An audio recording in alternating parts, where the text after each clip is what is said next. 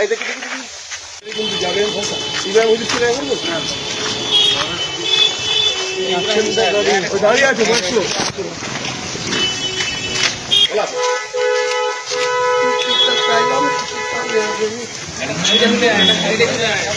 এদিকে এদিকে এদিকে ভালো আছে জি আলহামদুলিল্লাহ দোয়া করবেন এই দেখি দেখি দেখি ও ভাই এসছি আপনার 11টা 10-15 দুসারে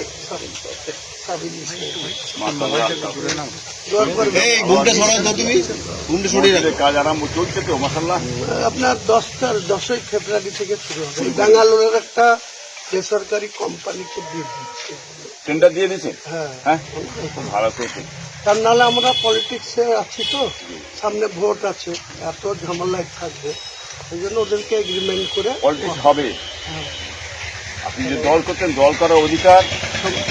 ভারতের সংবিধানের আইন আছে যে কোনো মানুষ দল করতে পারে কোনো অসুবিধা নেই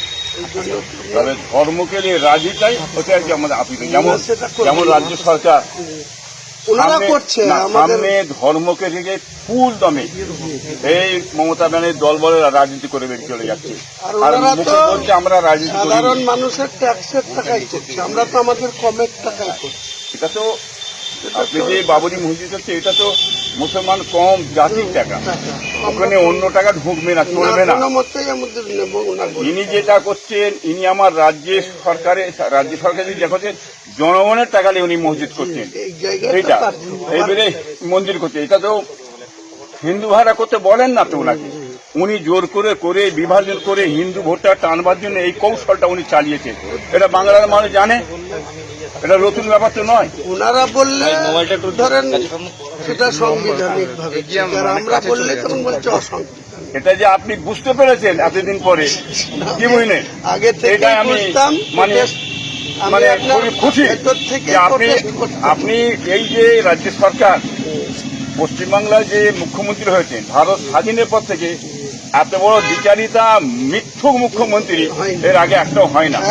এটা হচ্ছে আমাদের মমতা ব্যানার্জি সাহেব আপনি এতদিন পরে চিনতে পেরেছেন এটাই আমি খুব খুশি জানতে পারলাম দোয়া করবেন থাকবে না এইটুকু আপনাকে